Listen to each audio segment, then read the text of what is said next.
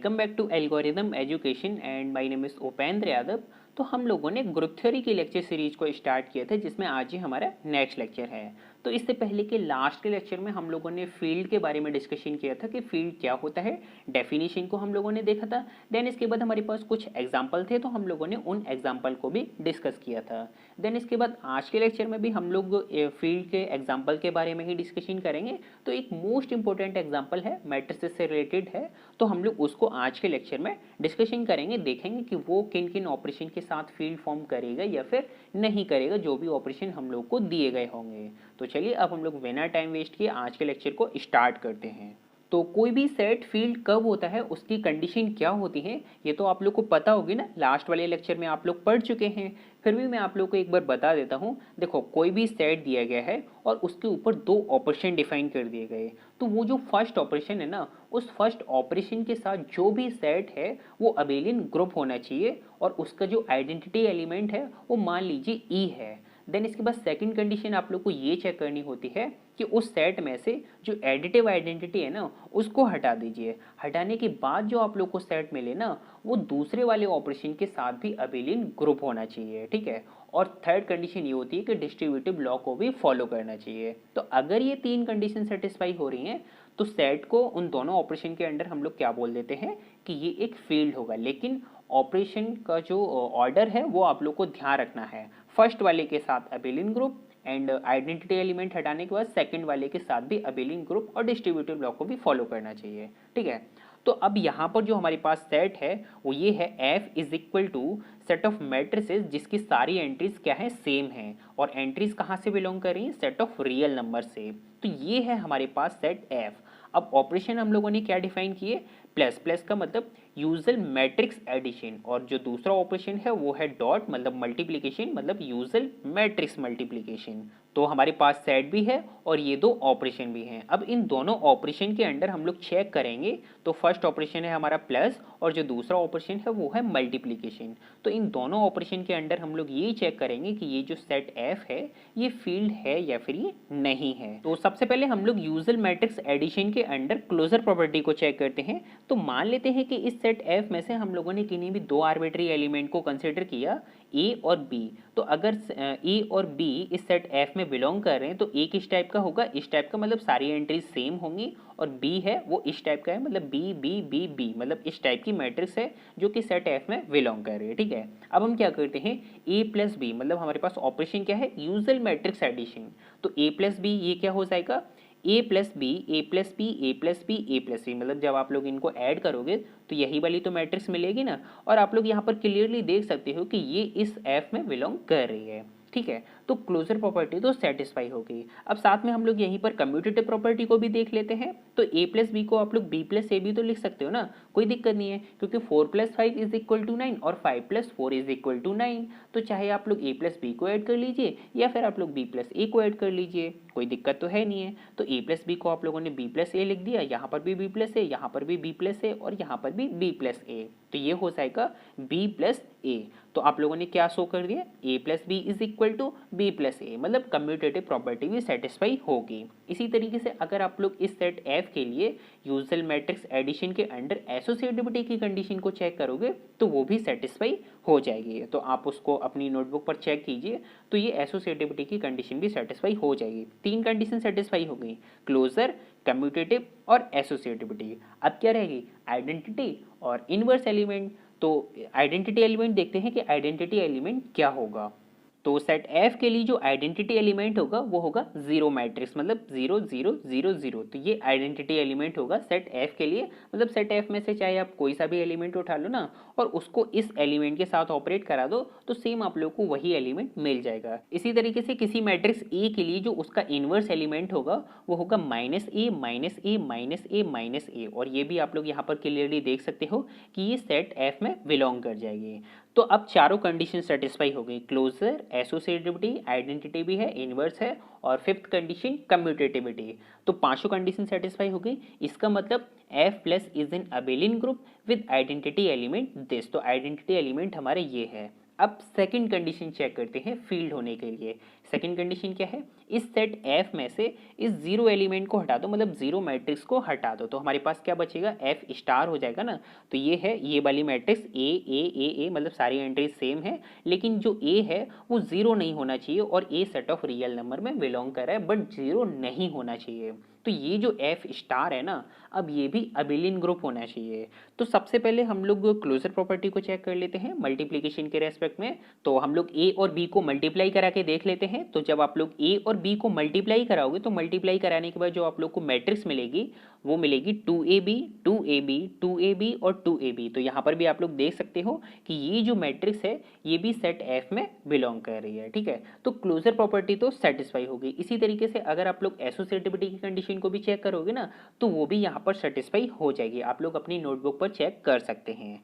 अब commutative property को भी देख लेते हैं। तो यहाँ पर कम्यूटेटिव प्रॉपर्टी भी सेटिस्फाई हो जाएगी। वैसे तो आप लोगों को यहाँ पर ये बात ध्यान रखने की जरूरत है कि मैट्रिक्स मल्टीप्लिकेशन कम्यूटेटिव नहीं होता है, चाहे वो 2x2 की मैट्रिक्स हो, 3x3 की मैट्रिक्स हो, 4x4 की मैट्रिक्स हो, या फिर वो n क्रॉस n की मैट्रिक्स हो।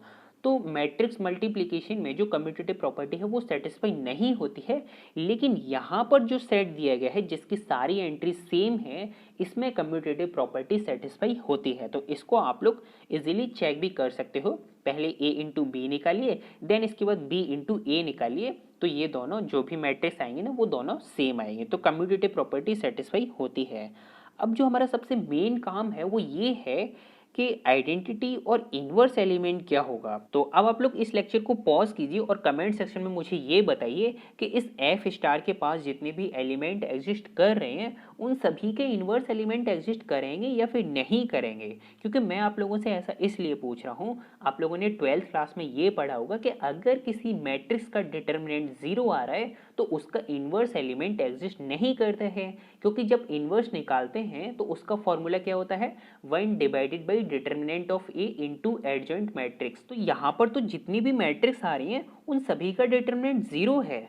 फिर क्या पॉसिबल है कि सभी एलिमेंट का इन्वर्स निकल आए या फिर नहीं निकल आए। तो आप लोग इस लेक्चर को पॉज कीजिए और कमेंट सेक्शन में मुझे बताइए कि इन्वर्स एलिमेंट एग्जिस्ट करेंगे या फिर नहीं करेंगे, ठीक है। चलिए अब मैं आप लोगों को बताता हूँ। आप लोगों ने जो 12th क्लास में पढ़ा था वो ये पढ़ा था कि अगर किसी मैट्रिक्स का डिटरमिनेंट 0 है तो उसका इन्वर्स एलिमेंट फाइंड आउट नहीं कर सकते हैं। लेकिन ये उस केस में सही है जो भी मैट्रिक्स दी गई ना उसका जो आइडेंटिटी एलिमेंट है वो है 1001। अगर उसका आइडेंटिटी एलिमेंट 1001 है और अगर उसका डिटरमिनेंट 0 आ रहा है तो फिर हम लोग उस मैट्रिक्स का इन्वर्स एलिमेंट फाइंड आउट नहीं कर सकते हैं। ये है करेक्ट एक्सप्लेनेशन, ठीक है।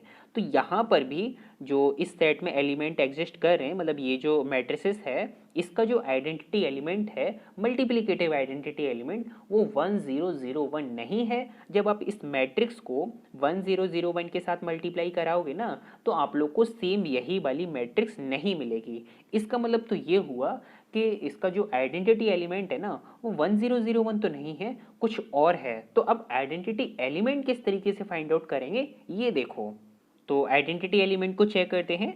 तो हम क्या करते हैं कि सेट एफ में से एक आर्बिट्री मैट्रिक्स को कंसीडर कर लेते हैं। अब मान लेते हैं कि ये जो हमारे पास आर्बिट्री मैट्रिक्स है इस मैट्रिक्स के लिए जो आइडेंटिटी एलिमेंट है वो ये है, मतलब जिसकी एंट्रीज हैं ई ई ई ई। तो ये वाली हमारे पास मैट्रिक्स है, ठीक है। अब अगर ये आइडेंटिटी मैट्रिक्स है इसका मतलब क्या हुआ कि इसको हम लोग जब इसके साथ मल्टीप्लाई कराएंगे ना तो सेम हम लोग को यही वाली मैट्रिक्स मिल जानी चाहिए। तो यही हम लोग करते हैं और ई की वैल्यू फिर हम लोग फाइंड आउट करेंगे कि ई की वैल्यू क्या होगी। तो हम क्या करते हैं इस वाली मैट्रिक्स को इसके साथ मल्टीप्लाई करा देते हैं और बराबर में हम लोग यही वाली मैट्रिक्स लिख देते हैं। मतलब a into I is equal to A को हम लोगों ने इस आई मैट्रिक्स के साथ मल्टीप्लाई किया ना, इसको हम लोग आई मैट्रिक्स नेम दे रहे हैं। तो a को हम लोगों ने i के साथ मल्टीप्लाई कराएंगे और ये a के बराबर होनी चाहिए। तो यहाँ से हम लोग e की वैल्यू निकाल सकते हैं कि e की वैल्यू क्या होनी चाहिए।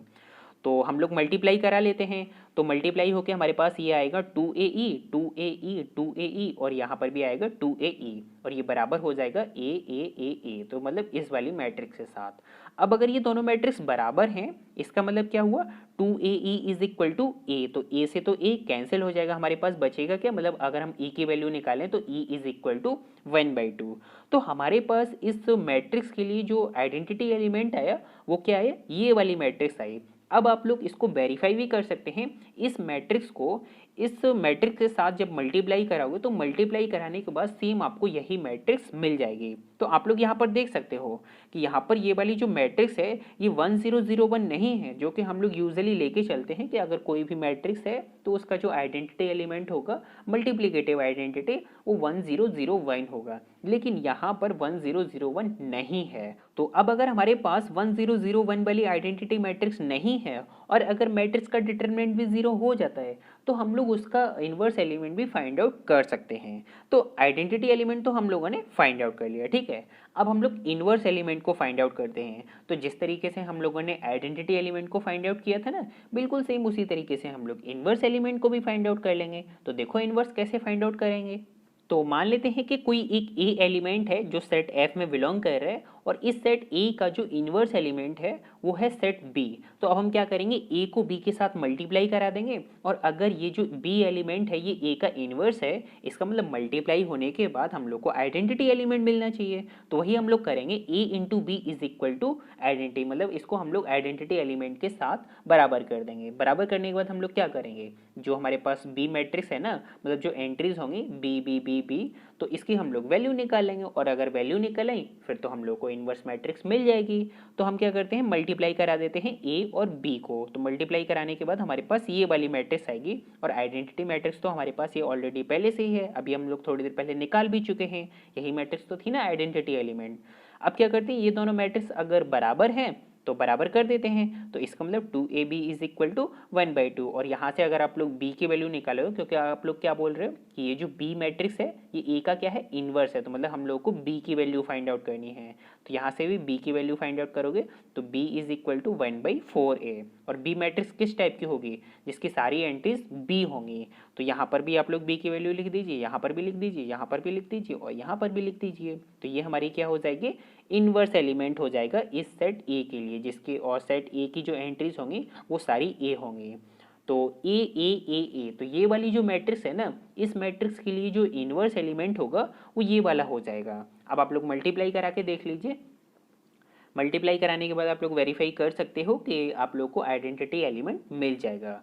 तो अब आप लोगों ने मल्टीप्लिकेशन के रेस्पेक्ट में, मतलब यूजुअल मैट्रिक्स मल्टीप्लिकेशन के रेस्पेक्ट में आप लोगों ने पांचों कंडीशन को सेटिस्फाई कर दिया, closure, associative, commutative, identity and inverse element. पांचों कंडीशन सेटिस्फाई हो गई ना। इसका मतलब क्या हुआ कि ये जो एफ सेट है, मतलब एफ स्टार था, ये यूजुअल मैट्रिक्स मल्टीप्लिकेशन के रेस्पेक्ट में एक अबेलियन ग्रुप हो गया। अब इसी तरीके से आप लोग डिस्ट्रीब्यूटिव प्रॉपर्टी को भी वेरीफाई करोगे तो वो प्रॉपर्टी भी वेरीफाई हो जाएगी। तो ये काम आप लोग को खुद ही करना है, आप लोग अपनी नोटबुक पर ट्राई कीजिए, क्योंकि इसमें बस सिंपल सी कैलकुलेशन है। आप लोग को मैट्रिक्स का एडिशन और मल्टीप्लिकेशन करना आना चाहिए, तो वो तो आप लोग को ऑलरेडी आता है। अब बस सिंपल सी कैलकुलेशन है, उसको आप लोग अपनी नोटबुक पर ट्राई कीजिए, क्योंकि यहाँ पर अगर मैं सारी चीज़ें करके बताऊँगा तो एक तो ज़्यादा टाइम लगेगा और जो चीज़ें आप लोग को पहले से आती हैं जिसमें कैलकुलेशन है उसको तो यहाँ पर करने का कोई मतलब नहीं बनता ना, क्योंकि जो कंसेप्ट मुझे समझाना था वो मैं आप लोग को समझा चुका हूँ। अब बाकी की जो कैलकुलेशन है वो आप लोग अपनी नोटबुक पर कीजिए। और मैं आप लोग को पहले ही बता चुका हूँ कि यहाँ पर जो भी ये डिस्ट्रीब्यूटिव प्रॉपर्टी दी गई है ना, ये प्रॉपर्टी भी सेटिस्फाई हो जाएगी, मतलब वेरीफाई हो जाएगी। तो अगर आपके केस में वेरीफाई नहीं हो रही है, इसका मतलब आप कहीं ना कहीं मिस्टेक कर रहे हो, उस मिस्टेक को चेक कीजिए और वेरीफाई हो जाएगी, ठीक है। तो अब फील्ड होने के लिए तीनों कंडीशन सेटिस्फाई हो गई। यूजुअल मैट्रिक्स एडिशन के रेस्पेक्ट में एफ अबेलियन ग्रुप हो गया और यूजुअल मैट्रिक्स मल्टीप्लिकेशन के रेस्पेक्ट में भी एफ अबेलियन ग्रुप हो गया और डिस्ट्रीब्यूटिव प्रॉपर्टी भी सेटिस्फाई हो गई। इसका मतलब एफ क्या हो गया, एक फील्ड हो गया। तो ये जो अभी हम लोगों ने एग्जाम्पल डिस्कस किया है ना, ये एक बहुत ही अच्छा एग्जाम्पल है, मोस्ट इंपॉर्टेंट एग्जाम्पल है और इसको हम लोग को लीनियर अलजेब्रा में भी बहुत जगह यूज़ करते हैं। मतलब आप लोगों को ये वाला एग्जाम्पल लीनियर अलजेब्रा में भी देखने को मिल जाएगा। तो अगर आप लोग इसको यहीं पर समझ लोगे तो फिर लीनियर अलजेब्रा में आपको इतनी ज़्यादा समझने की ज़रूरत नहीं पड़ेगी, वहाँ पर आप लोग देखते ही बता दोगे कि हाँ इसमें ऐसा ऐसा करते हैं। तो अगर आप लोग को इस एग्जाम्पल को समझने में कोई दिक्कत हुई हो तो आप लोग मुझे कमेंट सेक्शन में बता सकते हो कि भैया मैं यहाँ पर ये वाली चीज़ अच्छे से समझ नहीं आई है, तो मैं आप लोग को वहाँ पर अच्छे से एक्सप्लेन कर दूंगा। वैसे तो आप लोग को कोई दिक्कत नहीं होगी, फिर भी अगर कोई दिक्कत हो तो आप लोग मुझे कमेंट सेक्शन में बता सकते हो, ठीक है। तो अब हम लोग आज का लेक्चर यहीं पर फिनिश करते हैं। देन इसके बाद अब हम लोग नेक्स्ट लेक्चर में कुछ और भी ग्रुप के एग्जाम्पल हैं। फील्ड अब हम लोग यहीं पर फिनिश करते हैं, बस आप लोग फील्ड को इतना ही पढ़ लीजिए, इतना ही बहुत है। इसके अलावा आप लोगों को कुछ भी फील्ड पढ़ने की ज़रूरत नहीं है। मैं ये केवल ग्रुप थ्योरी के केसेस में बोल रहा हूँ। अगर आप लोग रिंग थ्योरी पढ़ते हो तो उसमें आप लोग को फील्ड और भी ज़्यादा पढ़ना होगा। तो ग्रुप थ्योरी अगर आप लोग पढ़ रहे हो तो उसमें केवल फील्ड के बारे में आप लोग इतना ही जान लीजिए, इतना ही आप लोगों के लिए बहुत है। तो इसके बाद अब हम लोग को नेक्स्ट लेक्चर में कुछ और भी इंपॉर्टेंट टाइप के ग्रुप के एग्जांपल हैं, जैसे स्पेशल लीनियर जिसको हम लोग SLN F बोलते हैं। इसी तरीके से जनरल लीनियर ग्रुप होते हैं और क्वार्टरनियन ग्रुप, कैलेंस ग्रुप, तो और भी बहुत सारे एग्जांपल हैं ग्रुप के। तो उनको हम लोग अच्छे से नेक्स्ट लेक्चर में डिस्कस करेंगे, ठीक है। तो मिलते हैं अब हम लोग नेक्स्ट लेक्चर में। Take care.